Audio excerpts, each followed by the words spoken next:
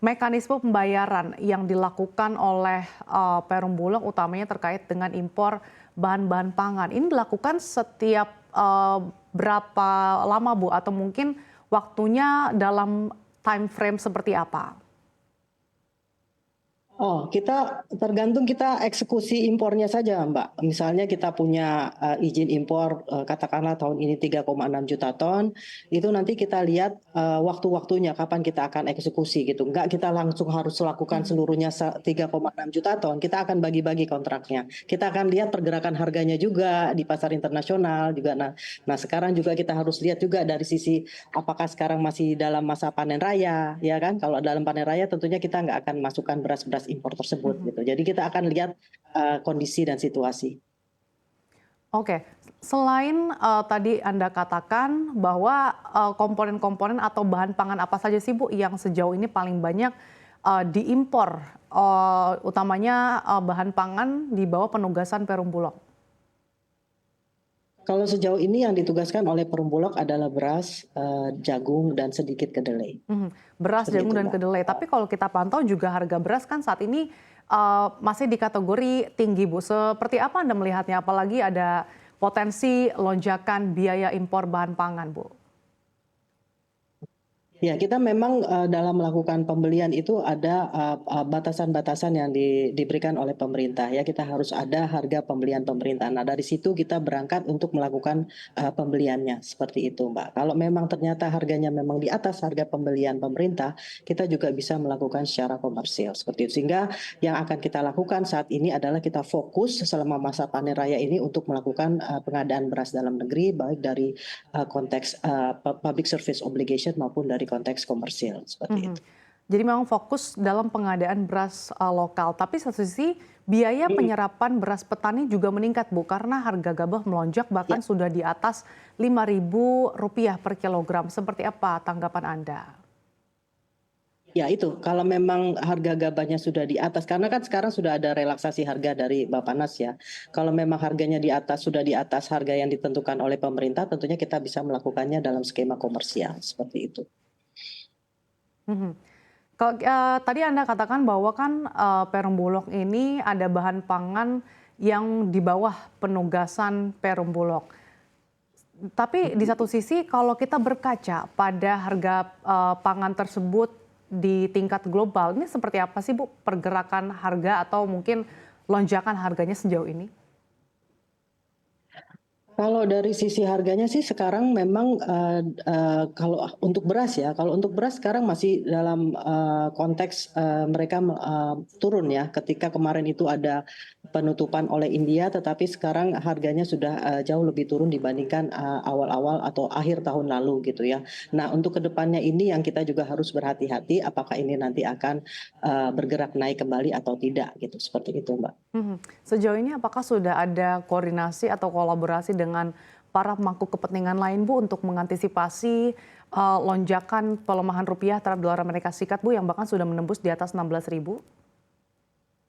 Pastinya kita akan tetap berkoordinasi baik dengan penugasan kita yaitu, Bappenas, kemudian juga ke kementerian atau lembaga terkait seperti, Kementerian BUMN, Kementerian, Pertanian, Kementerian Perekonomian, Kementerian Perdagangan. Tentu kita akan selalu bekerja sama dan berkoordinasi dengan stakeholder kita sehingga kita dapat melaksanakan penugasan kita dalam rangka ketersediaan pasokan dan stabilisasi harga beras, nasional, utamanya beras, jagung dan kedelai yang sudah diberikan penugasannya kepada Perumbulok.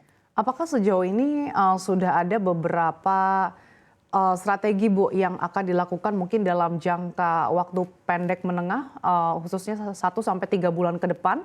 Karena beberapa pelaku usaha juga merasakan kekhawatiran Bu jika memang, pelemahan rupiah ini terus berlanjut bahkan hingga 3 bulan ke depan. Ya, kita sudah melakukan pendekatan tadi, sudah saya sampaikan dengan, pihak perbankan kalaupun memang kita harus nanti melakukan impor masuk ke pasar dunia lagi untuk melakukan impor kembali tentunya kita akan menggunakan instrumen-instrumen keuangan seperti hedging atau kan forward contract seperti itu untuk melindungi nilai kita terhadap exposure terhadap, fluktuasi, risiko seperti itu. Mhm. Lalu terkait dengan, bahan pangan lainnya Bu yang tadi Anda sebutkan selain beras, bagaimana nanti dampaknya juga terkait dengan potensi impor, seperti tadi Anda katakan jagung dan juga kedelai? Ya, sama seperti beras juga kita akan, kalaupun memang kita harus masuk ke pasar internasional dalam saat kondisi nanti ketika kurs rupiah juga tidak, berkunjung membaik, ya kita juga harus melakukan lindung nilai ya, dengan mungkin melakukan forward contract ataupun dengan,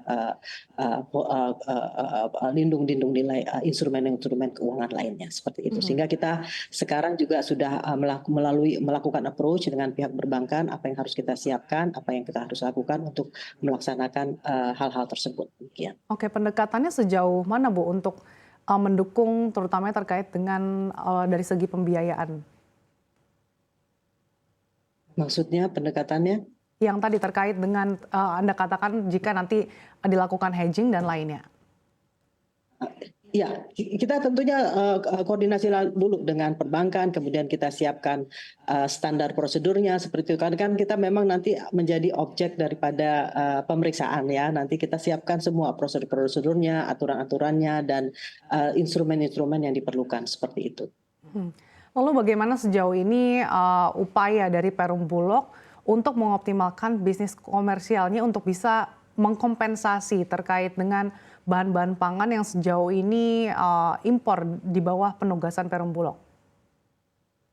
Ya, kita juga sudah, mencoba untuk, membuka, perluasan kami, pasar kami, mungkin juga bisa melakukan, beberapa, bisnis ekspor ya, peluang-peluang ekspor. Mungkin, di komoditas-komoditas lainnya memang, bukan di luar, pajale ya, di luar padi, jagung, kedelai. Nah, itu juga kita akan Mhm. coba, Contoh bahan pangannya apa apa saja, namanya. Bu? Dan negara tujuannya mana saja yang ditargetkan? Itu kita belum karena ini baru juga beberapa hari ini ya, Mbak, ya, kita juga baru Mhm. melakukan, penjajakan gitu. Jadi nanti kalau memang kita sudah ada, ke depannya nanti kita bisa sampaikan gitu. Oke, artinya sejauh ini memang belum pernah ada ekspor ya, Bu, ya? Ekspor, belum. Mhm. Untuk komersial dalam negeri sendiri seperti apa, Bu, sejauh ini? Kalau komersial dalam negeri ini kita banyak melakukan, apa namanya, penjualan untuk barang-barang, komoditas ya, seperti beras. Tentunya beras kan banyak kita juga melakukan, penjualan beras komersial. Kemudian, ada juga, beberapa, komoditas lainnya seperti jagung, kedelai, dan mungkin seperti kemarin lebaran banyak sekali, permintaan untuk paket-paket sembako untuk lebaran, seperti Mhm. itu. Sejauh ini penyerapan atau penjualannya seperti apa, Bu, capaiannya? Pencapaiannya sudah, cukup baik ya, kita juga sudah, pertumbuhannya juga cukup baik, tapi memang, pangsa pasarnya memang, belum besar, tidak sebesar PSO, tapi kita ke depannya akan kita kembangkan lebih banyak lagi. Untuk memperluas pangsa pasar, seperti apa sih, Bu, langkah-langkah yang akan diupayakan oleh Perum Bulog? Ya, kita akan melakukan penjajakan dengan, para mitra kerja kami ya, dan itu juga kita akan, coba ke depannya apakah kita bisa, masuk ke pasar-pasar, dunia terutama untuk melakukan ekspor, terhadap beberapa komoditas yang menjadi komoditas unggulan, Indonesia gitu.